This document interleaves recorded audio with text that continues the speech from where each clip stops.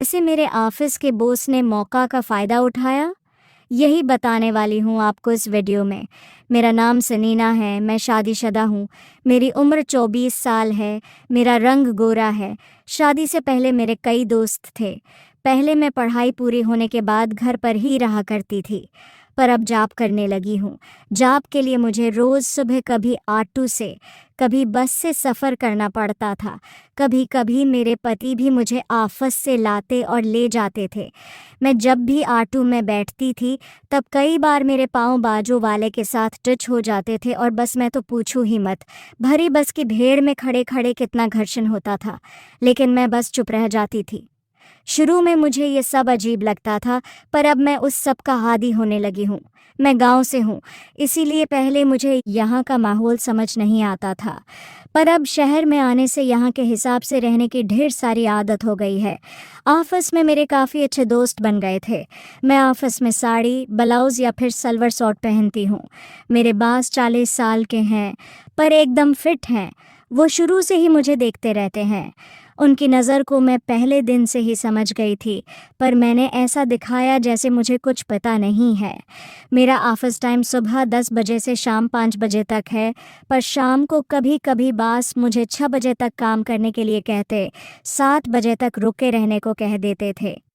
वो मुझे बार बार अपने केबिन में बुलाकर पूछते रहते कि इस फाइल का क्या हुआ, इस फाइल का क्या हुआ। ऐसे सवाल करके मुझे तंग करते थे।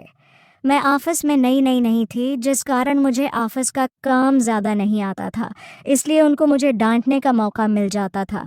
वो मुझे डांटते हुए ऐसे देखते थे जैसे उन्होंने मुझे खरीद लिया हो। शुरू शुरू में मुझे थोड़ा अजीब सा लगता था, पर अब मैं उनकी नज़र को समझ गई हूँ, तो इस बात को एंजॉय करने लगी हूँ। एक बार बॉस ने मुझे देर तक रुके रहने को बोल दिया। सब लोग चले गए थे। बॉस में और कुछ डिग्रेड कर्मचारी ही ऑफिस में रह गए थे। बॉस ने अपने केबिन में बुलाकर मुझसे पर्सनल बातें करने लगे। वो कहने लगे कि तुम काम अच्छे से करो, मैं तुम्हारी सैलरी बढ़ा दूंगा। तुम्हारी फैमिली में कौन है, कौन है, तुम्हें किसी चीज़ की ज़रूरत हो तो मुझे बताना। उनकी ये हमदर्दी भरी बातें सुनकर मुझे भी अच्छा लगने लगा। हालांकि मैं उनकी मंशा समझ गई थी, इसलिए मैं उनसे टरंट कहने वाली थी कि गले वाला रानी ही दिला दो, क्योंकि फरी के गफर्स मुझे बहुत पसंद हैं। इस दिन के बाद बास के प्रति मेरे थोड़ा सा व्यवहार बदल गया, क्योंकि वो भी मुझसे अब अच्छे से बात करने लगे थे और मेरी गलती पर डांटते भी नहीं थे। मैं उनसे मुस्कुराकर बात करने लगी थी। मैं समझ गई थी कि अब मेरे लिए सब कुछ सरल हो जाएगा। मेरी सोच के चलते वो भी मुझसे करीब होते चले गए। अब धीरे धीरे हम दोनों एक दूसरे से खुलने लगे थे। रोज़ जब भी मैं बास के केबिन में जाती, तब वो मुझे देखते और मैं स्माइल पास कर देती। उसी से मेरे ऑफिस के काम को लेकर भी बातचीत होती, पर उनका अंदाज मेरे लिए अब पहले जैसा नहीं था। मेरे अलावा बाकी सबको इतना डांटते कि कोई कोई तो रोने लग जाता था। फिर बास एक दिन एक स्टेप आगे हो गए। उस दिन वो मेरी साड़ी, ब्लाउज़ की तारीफ़ करने लगे। सनीना, आज तुम बहुत अच्छे लग रही हो। मैंने कहा, थैंक यू सर। इनकी तारीफ़ सुनकर मैं बहुत खुश हो गई थी। महफ़िलों में अपनी ड्रेस को लेकर तारीफ़ सुनने की चाहत होती ही है। उनकी तारीफ़ सुनकर मुझे बड़ा मसरत सा लगा, और मैंने सोच लिया कि अब मैं और भी सुंदर सी दिखने वाली ड्रेस पहन कर आऊँगी। अगले दिन से मैं और भी अच्छी अच्छी साड़ियाँ और ब्लाउज़ पहन कर आने लगी।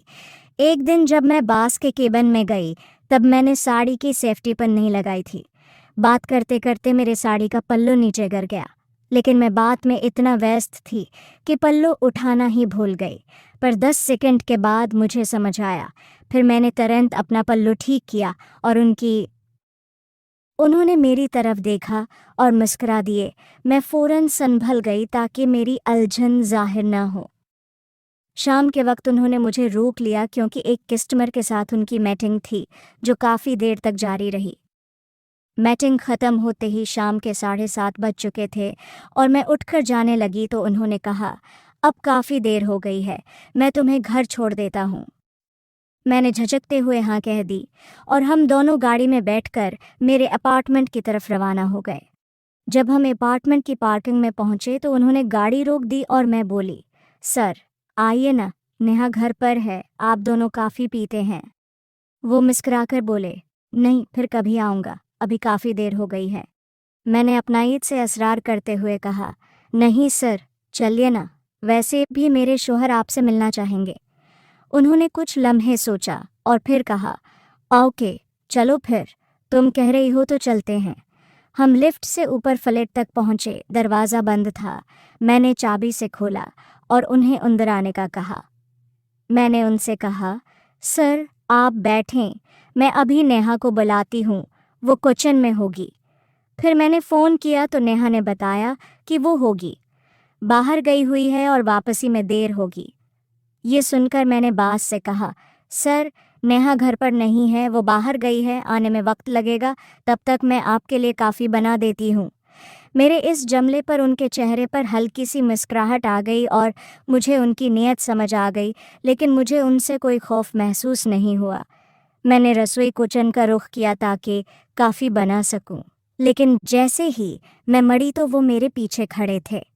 मेरे अंदर हल्की सी शरारत जाग गई, दिल की धड़कन तेज हो गई, लेकिन चेहरे पर मुस्कुराहट बरकरार रही। वो मेरे करीब आए और नरमी से बोले, आज मैं तुम्हें काफ़ी बनाकर पलाता हूँ। मैंने थोड़ा नाज करते हुए कहा, सर बस करें, मेरे शौहर आ जाएंगे। वो हंसते हुए बोले, मैं तो उनका ही इंतज़ार कर रहा हूँ। इनका अंदाज कुछ ऐसा था कि मैं भी थोड़ा सा बहक गई और मुरादी ज़बान में बोलने लगी, जो वो थोड़ा बहुत समझते थे। हम दोनों हंसने लगे और लम्हे लम्हे की मसरत महसूस होने लगी। हम दोनों हंसने लगे और लम्हे लम्हे की मसरत महसूस होने लगी, जैसे कोई राज की बात हो। मैंने किचन समेटा, काफ़ी बनाई और हाल में आकर उन्हें पेश की। हम दोनों काफ़ी पीने लगे। बातों बातों में वक्त का पता ही न चला। काफ़ी देर हो चुकी थी, लेकिन मेरे शौहर वापस नहीं आए। मैंने कहा, सर लगता है मेरे शौहर नहीं आएंगे, शायद उन्हें कुछ देर और लग जाए। वो हंसते हुए बोले, ये तो मेरे लिए अच्छा हो गया, अब मैं अगली बार हूँगा, इनसे भी मिल लूँगा और तुम्हारे घर फिर आ जाऊँगा। अब वो जाने के लिए उठे। दरवाजे पर आकर उन्होंने मेरा शुक्रिया अदा किया और कहा, काफ़ी बहुत मज़ेदार थी। मैं मुस्कुरा दी और कहा, सर जब दिल करे आ जाया करें, नेहा और मैं दोनों खुश होंगे।